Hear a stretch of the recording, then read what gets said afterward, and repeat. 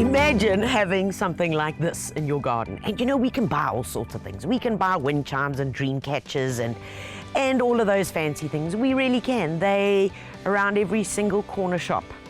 However, if you could make your own out of something that's in and around the home, beautiful, authentic, I think I got a plan for many Christmas presents.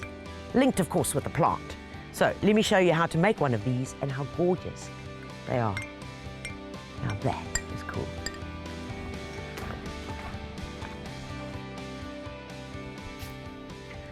Alrighty guys, so how do we make our own? Really simple, couple of things you're gonna need. Now I'm kind of toning this one down so you can work with me, and the better you get at it, once you've made one, you're gonna like start making a double story, triple story. So let's start off with the simplest. I've got one medium-sized terracotta pot. It's not more than 15 centimeters. Right, they don't have to be all the same, so don't be controlled by that. And then I've got 3 little guys that are all the same size, all right? Pop those there. You could, of course, use tins or something like that. However, being a gardener, we like to go with the earthy things, and I love the fact that it's terracotta. Toothpicks, very important. I'll get to those in a minute as to why you're going to need those. Bit of masking tape, pair of scissors, some string. Don't get thick string, or else your life is going to be very challenging when you've got to get it through these little baubles. And these little clay baubles you can pick up at your local craft shop, nice and simple. And we've got a bit of spray paint that we're going to be using on the terracotta pots, just for a bit of zhuzh. Of course, you don't have to do that either. You could put glitter on. No, only kidding. Okay, let's get to it and let's see how we're going to start. Terracotta pots in place, and we put down some paper so that we don't mess up my work area. We've got our paint.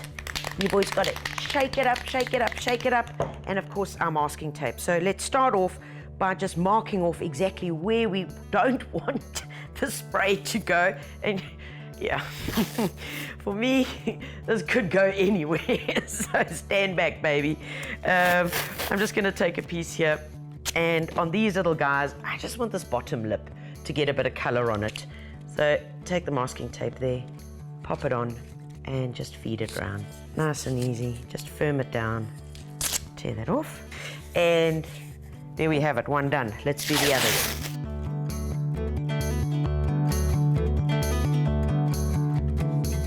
Alrighty, these babies are good to go. Let's move these off. One on the board at a time on our paper, and make sure that we've really given this the good shake, rattle and roll that it needs. And we're gonna spray.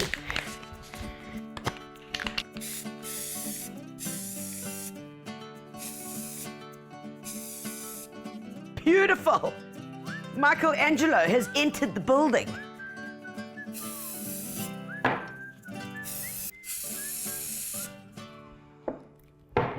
And done. Leave it for a couple of minutes. It doesn't take that long to dry. And in the meantime, what you can do is you can start getting your string ready and start getting the baubles ready and get the threading going. Okay, so you're going to take your piece of string, get it quite long. Although you're only using 4 pots here, guys, just stick with me and make it at least 1.2, which I think this is about. Snip it off there. Right, done. Take this end, fold it over, because what we're making now is we are going to be making the loop for where you can then hang it on eventually when it's done. So around there 2 or 3 times, that should do it. Pull it down. Perfect. Then what we're going to do is take our baubles, because this is going to be on top of the first pot, and we want a couple there because it'll look nice. All right, and I'm going to go with this blue. Now, if your hole size is too small, and these things sometimes are not very standard, so you might get a bigger hole, you might get a smaller hole, and that's where the little toothpick comes in handy. So you just take that like there, pop it in with the toothpick, and you can feed it through. So that's why I said earlier, don't buy the string too thick, because if the string is too thick, you are going to have a torrid time trying to fit it through there.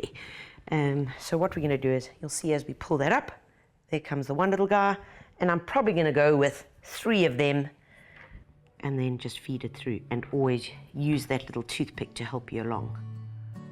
There we go.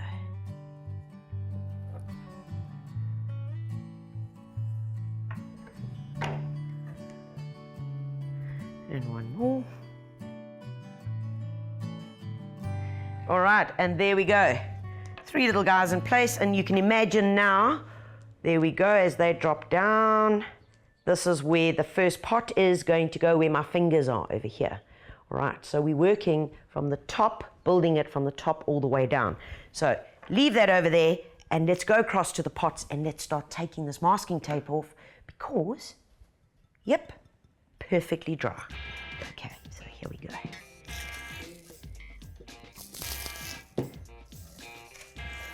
Oh, love that. Look at that. Gorgeous. Hurrah! As I said, we're going to be starting with the first guy, which is the big guy. Okay, and all we're going to do is take him and thread it through. All right, so there it is. Now, the question is, what's going to stop this pot from just sliding through? And that's where, get it there. That's going to be about the length that we're looking at. Take the end of it, and you're going to feed one of those little baubles through, because they are going to stop it from sliding through the drainage hole. So this does get a bit frayed at the ends here, and that's where your toothpick will come in handy. Once again, get this baby through. There we go. Pull it up, and you'll see I'm just going to hold it there in place. And all we need to do now is just tie a knot underneath here, which is at that point where my finger is, okay? So take this, get it round, and do a double or a triple knot here. Rather safe than sorry. There we go. Get it into its spot.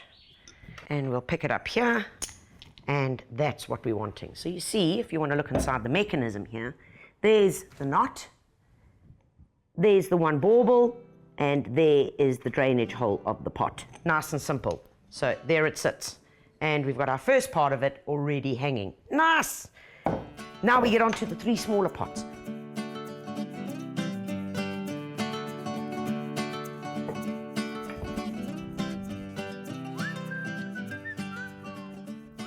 So guys, that's the last pot in place. Let's hold it up, have a quick look, get our little baubles in place. There we go, there we go, there we go.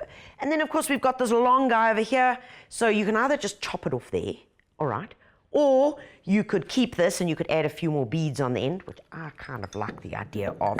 So we take that last few bits, pop these guys in here, and of course you don't need to worry about making knots above them, because they're simply just going to hang with gravity. And pop another 3 on. Let's get that, and then we tie our final knot off and trim the bits, the edges, and that is how we do it.